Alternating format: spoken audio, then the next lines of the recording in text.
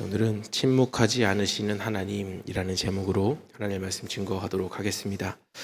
오늘 본문은 어리석은 자들로 가득한 타락한 세상 속에서 하나님이 자기 백성들을 어떻게 돌보시고 구원하신지를 기록하는 시편입니다. 다윗은 지금 온통 악인들로 가득 찬 세상을 바라보며 깊은 탄식을 내뱉고 있습니다.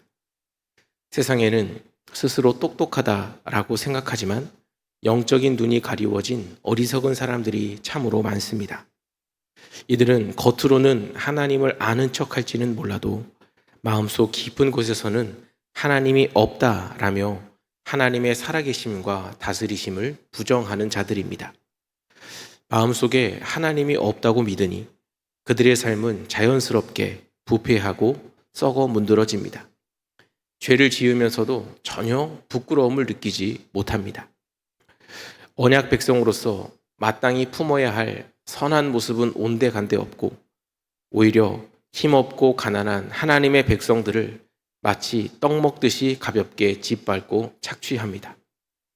시인의 눈에 비친 세상은 권력과 탐욕의 눈이 멀어 하나님을 찾지도 않으면서 오히려 약자를 억압하는 자들이 승리하는 것처럼 보입니다. 온 나라 각계각층이 부패하여 진정으로 선을 행하는 자들을 한 명도 찾아볼 수 없는 암담한 현실이었습니다.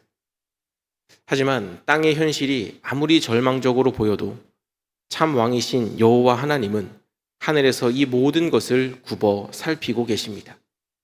하나님은 지각이 있어 자신을 찾는 자가 있는지, 진실하게 살아가는 자가 있는지를 세밀하게 감찰하십니다. 사람들이 다 치우쳐 더러운 길로 걸어갈 때에도 하나님은 침묵하시는 듯 보일 뿐 결코 방관하지 않으십니다.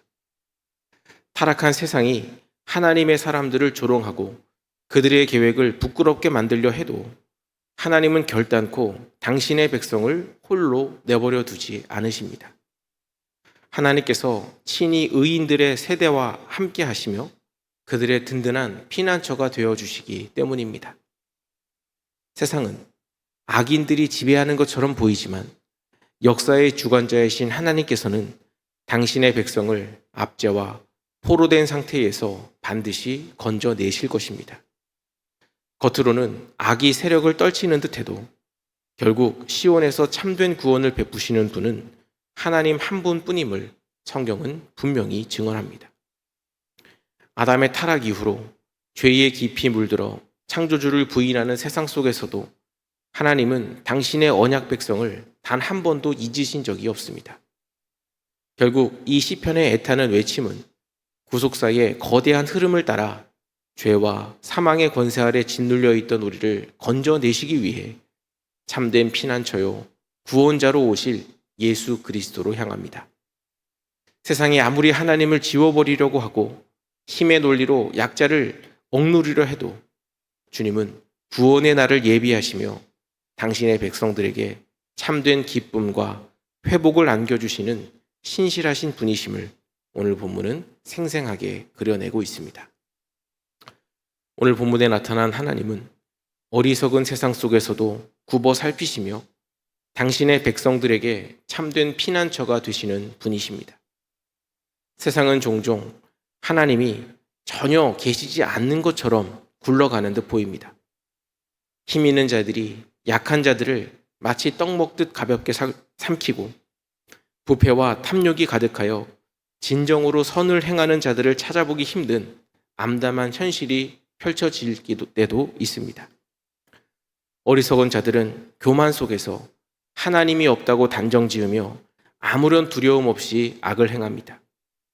그러나 우리 하나님은 이 모든 혼돈 속에서도 결코 침묵하거나 방관하는 분이 아니십니다.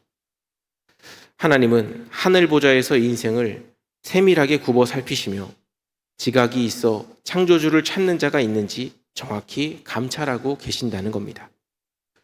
무엇보다 하나님은 폭력과 억압이 난무하는 세상 한가운데서도 의인의 세대와 굳건히 함께 하십니다. 세상이 가난하고 힘없는 자들의 간절한 소망과 계획을 비웃고 부끄럽게 만들려 할지라도 하나님은 친히 그들의 흔들리지 않는 요새요, 피난처가 되어 주십니다. 비록 당장 눈앞의 현실은 포로된 것처럼 답답하고 절망적일지라도 하나님은 정하신 때에 반드시 당신의 백성들을 돌이키시고 시온에서부터 완전한 구원과 기쁨을 베푸시는 신실한 통치자이십니다. 우리는 입술로는 하나님을 믿는다고 고백하면서도 정작 거대한 위기와 고난 앞에서는 마치 하나님이 계시지 않는 것처럼 두려워하고 염려할 때가 많습니다. 눈에 보이는 세상의 힘과 논리가 너무 막강해 보여서 나 자신을 지키기 위해 세상의 방식과 타협하거나 내 힘만을 가지고 상황을 타개하려고 발버둥칠 때가 많다라는 겁니다. 이것이 바로 우리 내면 깊숙이 자리 잡고 있는 영적인 어리석음이며 실천적 무신론의 모습입니다.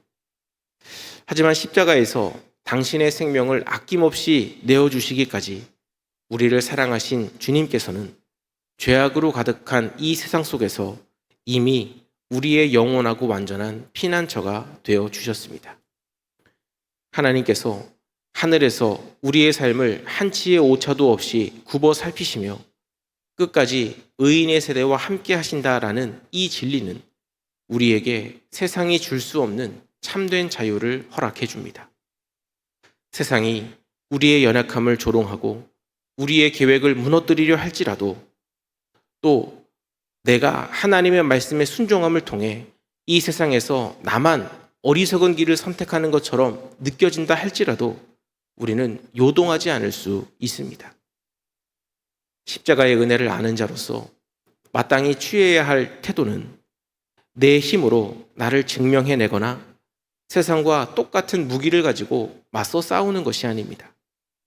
오직 우리의 구원이 하나님께로부터 옴을 믿고 또 우리의 모든 그 수고와 애씀을 하나님께서 다 굽어 살피고 계심을 믿고 그 하나님이 우리의 편에 서서 우리를 칭찬하시고 격려하시며 기뻐하시는 줄로 믿고 그분의 은혜 아래 우리 영혼을 온전히 숨기는 것입니다. 보이지 않는 하나님이 지금도 살아서 내 삶을 정확히 보고 계시고 붙들고 계심을 묵묵히 신뢰할 때 우리는 비로소 환경에 짓눌리지 않고 복음이 주는 거룩한 담대함과 평안을 회복할 수 있게 될 것입니다.